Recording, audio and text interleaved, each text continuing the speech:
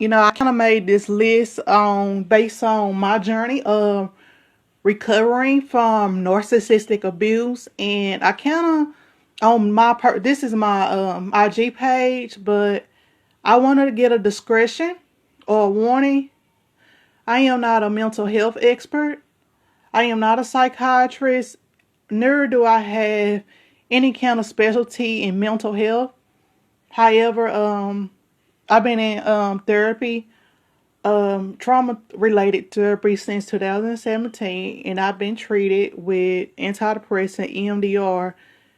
And right now, I am mostly healed from the traumatic like therapy, but a lot of the healing, besides the sexual assault, I heal from a lot from the narcissistic abuse. But since my therapy about to end, my therapist right now will focus on getting past my resentment issues and getting past how my parents' marriage had affected me and etc. And how it deeply affected me, and how it probably led me to be a demisexual, and how I was not interested in dating a long period of time. However, this is my interpretation. This is what I learned. And I am not no expert for this, but unfortunately, it's very sad that, I am, a body image activist and a consumer of education, but I also want to educate on narcissistic abuse too, in my activism when that time comes and when I'm ready. But unfortunately, it's sad that I don't put a lot. I did a little bit, but I haven't put body image education, a lot of my body image and consumer product knowledge on this page. However, I think this was important to share. And I've been thinking about two friends of mine. It's like, it kind of saddens me that, no matter how many years or decades we have been friends, it seems like the certain scenarios and certain stuff I had went through my personal life, they haven't learned. They haven't learned from me. And I think you should not be making a fool or making yourself look crazy for a person who shows you are not worthy enough to be the number one. So I want to do a lecture on the narcissistic community, right? This is the moral compass. If you can see what I wrote, the moral compass of the narcissistic community. So on the top, we had the popular people, right? The middle ground is the good people with weak boundaries. Okay, the good people with weaker boundaries are known as the in-betweeners. Some of them might consider themselves loner wolves, but they are, like, they can be cordial, they can be cool with everybody, but it's hard for them to find, genuine people they could be cool with, just sincerely like them for them. So I say the popular people is Chad and Stacy, right? Chad is usually the alpha male. He usually a dope dealer. He usually a street/hood dude. He usually a rapper who actually got good songs, can rap. He also could be the high school, college, or professional athlete. Or he could be the funny dude or extreme, messy, ratchet dude, right? That is Chad. Stacy, she either could be the feminine, bougie female with money, like Jennifer Williams from Basketball Wives. Or she could be the fast/promiscuous girls with the looks or body, right? Think of Amber Rose, right? Or she could be the status symbol trophy chick that usually are popular and known to date either one of the Chads, right? Also, the Stacy could be the chick who knows how to throw hands. People love her or admire her because they know she know how to fight and she quick to fight and beat what's her name, because that's entertaining for those people and those people admire that. The messy chick or the funny chick, that's the Stacys, right? And Chad and Stacy usually does have narcissistic traits to a degree, and some of them can be full blown narcissists, right? So the next line is the good people. The good people with the good boundaries, they look like everyday normal to people, right? They usually like normal, wholesome people, but due to their weaker boundaries, they can either have borderline traits or codependency issues, right? Or codependency traits. But the good people with weaker boundaries, if you pretty, had the quote unquote it body, for your culture or for the times, I have certain skin tone, like being light skinned, I think you got to be very careful because people from this group, the Chad, and people from this group, the incels, you're trying to use you and exploit you. So unfortunately, with the popular people, they have good boundaries on who they do not associate with or who they associate with. The popular people really do not like the female cells and incels, right? But the popular people is usually have some kind of cordial or respectful relationship with the good people with the weak boundaries. But they establish enough boundaries with the good people with weaker boundaries that they's not their cup of tea. We only can be associates, but we can't be closer friends, right? And sometimes the popular people can be stuck up to the good people, have equal stuck up ego towards the good people and the entitled want to be popular people, right? So the bottom feeders are entitled want to be popular people, right? These people are sociopathic. They think they're entitled to be the it boy, the it girl. They want to be the Chad and Stacy, and they will destroy people to try to get to be the Chad and Stacy, right? And many of these entitled want to be popular people usually know how to form clubs, to target a people that they believe could be Stacy's or the good people who got the it looks that has the potential to be a Stacy or a Chad, right? So these are the incels. They don't have no social skills, no good social skills. They don't know how to talk to women or whatever. So a lot of them cannot get women because they have entitled mindsets and they think they obligated to a woman's body, or they think they obligated to the baddest Stacys or attractive females, even though they didn't put no stripes or work for it. So they mad at Chad for able to get a woman because Chad know how to talk to female, know how to talk to women, and know boundaries on approaching and talking to women compared to the incel. The favoritism female cells, these are dangerous. These people are dangerous. Especially the incel and the female cell. The favoritism showing female cell and the incel.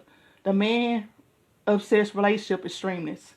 And the average looking fast promiscuous girl, but if she get popular by people, she have to sleep with a lot of men or really do the most attention whoring to get validation from to become part of the popular crowd, right? Or if she was not popular in high school, she'll go to college or whatever to have the goal to finally be a Stacy. So the entitled wannabe popular people are usually wolves in sheep clothing, and they are unloyal people. They have no loyalty to anybody. They only have loyalty to themselves. So in between these, the good people really with the weak boundaries don't have a lot of issues with the popular people. Because if the popular person try to use one of the good people for or status symbols such as hooking them up for their looks or whatever like that, if they get rejected, these people know how to move on with their lives and get these people the second thought, right? So the good people in this line, you gotta be careful. Although you are familiar with the outer appearance or phenotypes of the Chad and the Stacy, and you know better not to associate with them because y'all don't share the same moral compass, right? You still gotta be careful because you're gonna be used, preyed on, devalued, and exploited by people of the entitled wannabe crowds, and reason why you don't feel threatened by them because they look like you, and they look like normal people. They look like square people. So you would think they would not be threatening, right? But they are the worst people.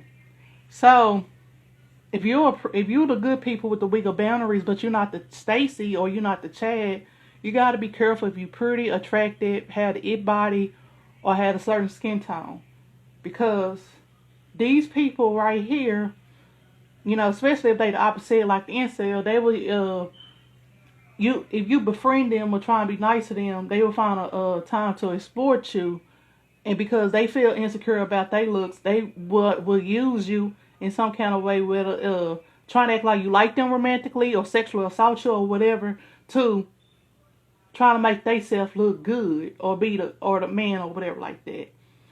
So with these women, if you the good person, the female cell, you good dudes gotta be careful who got the weak boundaries. Because she would devalue and use you for your time and company or sex or whatever, or what she could get from you. And when she really get one of these Chads or Chad wannabes, she thinks she have a Chad, she gonna dog you out on the value. So you don't need to make an ass out of yourself chasing a person, proposing to them or anything like that, because you think they your soulmate. But somebody who's really your soulmate would not devalue you compared to another person because they believe they have a Chad, right? So these favoritism of female cells, if they have female friends, they will constantly devalue them and degrade them based on the because they don't share a moral compass as the popular people, right? So if you're a good person, you're only being used. Then a man obsessed extremist, if you have views on opposite, and also the average looking fast promiscuous girl, you have views that's opposite between their relationship or dating or sexuality, they will use that as a weapon against you to abuse you and degrade you and compare you to the fast Stacy, or or compare you to the fast Stacy in the value. So the good people with the weaker boundaries, you gotta be careful, because you can waste 5 or 10 years of your life being a good friend. They can use you when they want to talk about their relationship problems, if you're a friend. But soon as it's time to hang out or whatever, they find an excuse not to hang out with you. But if they have a chance to hang out with a Stacy that love to go to the club or whatever, they go abandon you to hang out with the Stacy, but they go find all kind of reasons why they cannot hang out with you. So you people need to realize you are being used, and anybody that anybody that values you, value you as a person, they would not devalue any trace of you. Not when it comes to your values or personal interests, or compare you and degrade to you another person. So if a person degrade you or to another person, they not worth proposing to or anything like that. They not worth all of that. They not your soulmate, because they show you what are you catalyze in their list. So you people gotta be careful. These incels, if you're pretty attractive and you give them a chance, they could try to get you pregnant or whatever like that, and you have a baby by them, and they can use you as if you pretty, they can use it as a status symbol. Like, look, y'all call me lame and square in high school, but look, I got a pretty female and I have a baby by her. But it's kind of sad that due to my healing process and telling people what I went through, if you've been devalued due to either an incel, female cell, man obsessed compared to another person, you don't need to waste your time researching their stat or they Chad or Stacy. Chad or Stacy. You don't need to compare yourself to those people. You gotta understand you got your own uniqueness about you that makes you worthy as a person. Instead of spending time like why they like this person over me, whether y'all friends or supposed to be in a relationship or whatever, you need to find time why you attracted that type of person and why you need to get rid of them and increase your boundaries and know your self-worth to attract the person who loves you for you and won't devalue or use you for your time and company. So y'all gotta understand, out of the narcissistic community, these are the most dangerous people in society like some of the colorism crybabies, instead of fighting on challenging the system that practice colorism against them, they want to blame everything on mixed chicks and light skinned chicks and call themselves trying to overthrow mixed chicks and light skinned chicks because they think we just got this wonderful life. But they don't understand if you have a certain attribute by society that is popular, whether you got a certain look, whether you got a certain skin type, it's a challenge for people like us too to find real love, because since we have something popular about our features by society, we target more people that trying to use us and exploit us. So we have a hard time to find real love like everybody else who got something that is popular, something popular about them by society standards.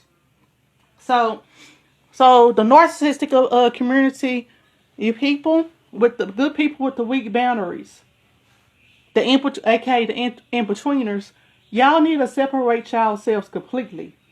Any media platform has a lot of these type of people on your friend list or whatever. You need to separate yourself, and also really test the people you choose to befriend or date to see they have the same moral compass as you, or they respect your and y'all share common interests and common goals, and they will respect your values like you respect theirs. You need to separate. You good people with the weak boundaries. You need to separate yourself from these people. Nothing's not wrong with you. If you had something like a speech impediment, something was, something that society deemed as unworthy, that is not your fault, and you should not be punished for that. You still deserve love and respect for who you are. So you people, the in-betweeners, and I am considered in-betweener, because I'm not neat a squirrel, but I'm not popular, but I'm not ratchet, I'm not hood either, but I do got rough around the edges.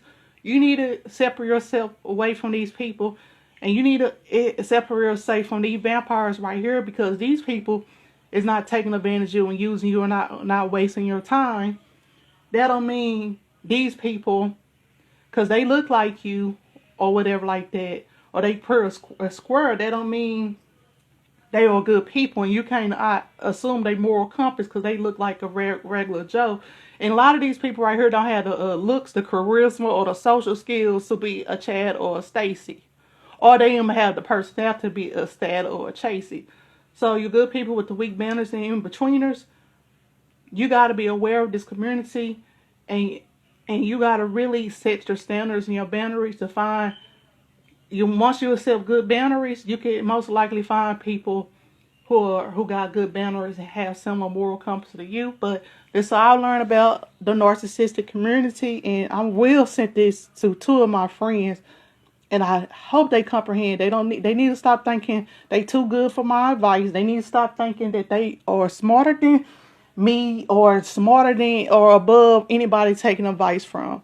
But I'm not an expert. I'm not a mental health expert, but it's the 4 years in therapy that I learned in my personal research and based on what I went through life or what I learned.